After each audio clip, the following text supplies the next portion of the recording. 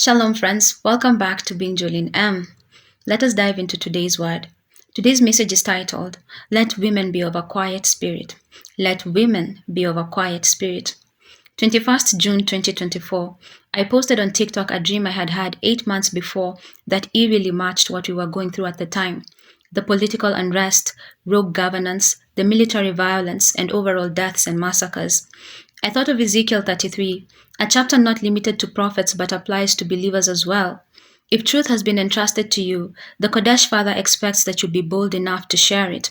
Perchance, souls might be saved. I've shared before how I feel about dreams. Here's what I wrote concerning the matter in the piece Maisha card in the coming times. All our lives we've been indoctrinated to believe that our dreams serve no real purpose, except perhaps for entertainment when we are asleep. After I got saved and began committing myself to prayer, my dreams got extremely vivid, and some would even come to pass. I had to take time to adjust to the fact that a believer's life is supernatural, whether they perceive it or not. As much as I personally believe in dreams, I know many do not, and they treat dreams with contempt.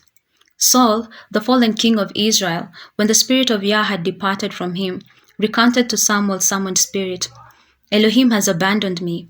He doesn't answer me anymore, either by prophets or by dreams. 1 Samuel 28:15.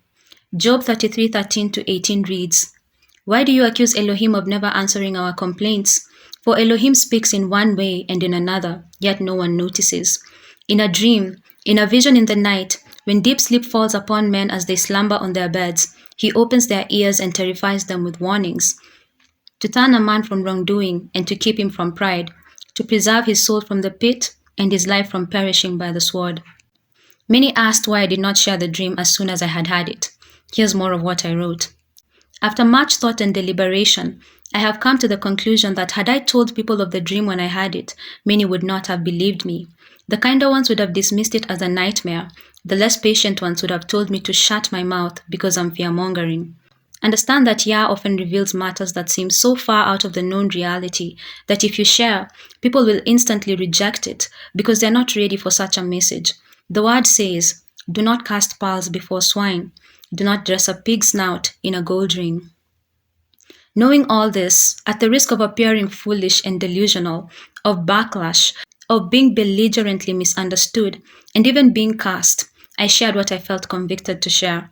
A vulnerable moment for me, but I was trusting in the Kodesh Father. I said to the audience, and I paraphrase, I believe dreams are warnings, which is why I'm sharing this one with you. If we as believers do not intercede for this country, things could very well go from very bad to critical. Let us very honestly pray for our nation. In 2019, I had a guy friend who would often tell me women live on assumptions and undue conclusions. He was friendly, witty, and even a funny man, but was also cold and distant. I largely sensed he carried quiet resentment and even disdain for women. They jump to conclusions and run with them. By the time the truth is catching up with them, they've already caused too much damage. They cannot be helped, he would say. He would tell me of how his relationships with women were complicated, whether friendships or romantic, and I would quietly listen to his rants. I don't know why, it just never works out well. Of course I knew why this was the case. Any woman with more than 2 brain cells could tell just how poorly he felt about women. Why would anyone get into a relationship with that?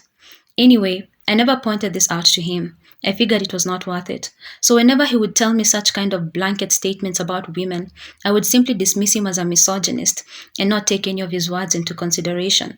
I knew even then that our friendship was in a precarious position, like walking on cracked glass, that at any time we could go our separate ways and not even our mutual interests, such as our love for music and our shared frustrations in life, would be enough to sustain it. It unfolded exactly as I thought. It wasn't until much later, while interacting with my female relatives, that I began to see some truth in what he told me. When I got into arguments with them, I noticed the 2 pointers he gave, assumptions and undue conclusions, more often than I cared to admit. I once got into an unnecessary argument with one. The conversation went something like this. Why did you do ABCD when we agreed you would do EFG? I asked. Her reply, last year you did this and that.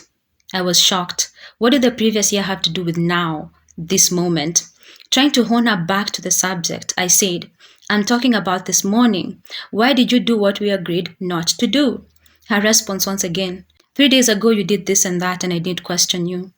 Why are you questioning me? Deep sigh. When asked about a particular matter, her response was to talk about anything but the matter at hand. She deflected, she blamed, she got angry, she accused me of things that had nothing to do with the issue at hand. Needless to say, we did not resolve the issue. I knew we were not communicating, so I simply requested that we do what we agreed, to which she angrily hung up on me. Assumptions. I remembered my former friend's words. Here's another example of two kinds of responses from both a male and a female relative. The man asked me, "Why haven't you been opening my texts on WhatsApp? I have sent you several and yet no response from you." The woman in the room immediately interjected and said, "She never bothers with what we send her. She doesn't care." I was stunned. "Oh, wait," the man interrupted. "I just remember that we've been vetting the Wi-Fi guy. You haven't yet paid him because we are looking for another supplier." "Yes," I said. Wi-Fi is much cheaper than using data in the long run. Our data providers are brutal extortionists, and when one is confined to data use only for whatever reason, they have to be very careful. I was reserving my bundles especially for the work I was doing then.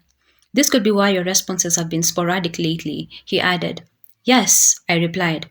"Well, we'll decide what to do soon, but when you get matters in order, be sure to respond to what I sent you." That concluded that conversation. If there's one thing that the Kodesh father has been teaching me lately, it is this: temperance. That I have to stop being a reactive person, to think before I act and listen before responding, to take a pause, breathe, weigh, consider, hold back, and whenever possible, wait until I can respond appropriately with wisdom. If the father had not been heavily impressing this on my heart before this conversation, I probably would have gotten into a heated and yet unnecessary argument with the woman. Why?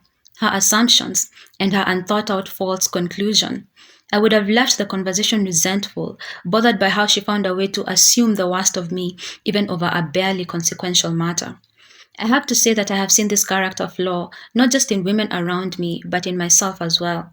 As I examined their responses, I noticed just how similarly I would have responded had the father not been training me on matters to do with my tongue. I wasn't any better.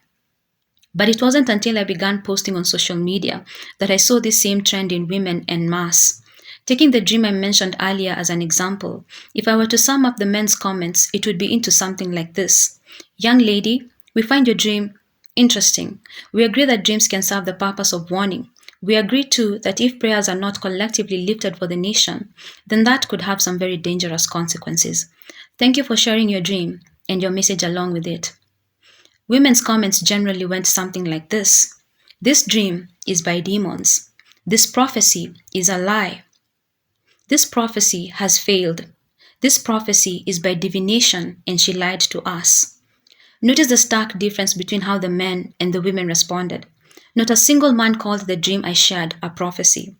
There was a clear meeting of the minds between me and the male audience. Even the men that didn't agree with me questioned the facts, and I answered them as best as I could, but not one of them called it a prophecy. The women, however, labeled it a prophecy and continued to argue over something absolutely no one said.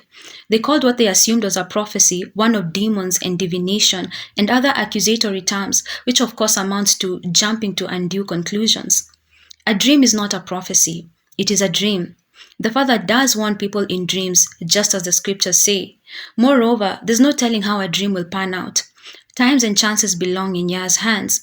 There's also the consideration that dreams are often multi-layered and symbolic.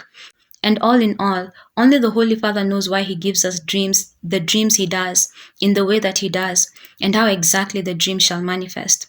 Ours is to know and to submit to what he has revealed to us.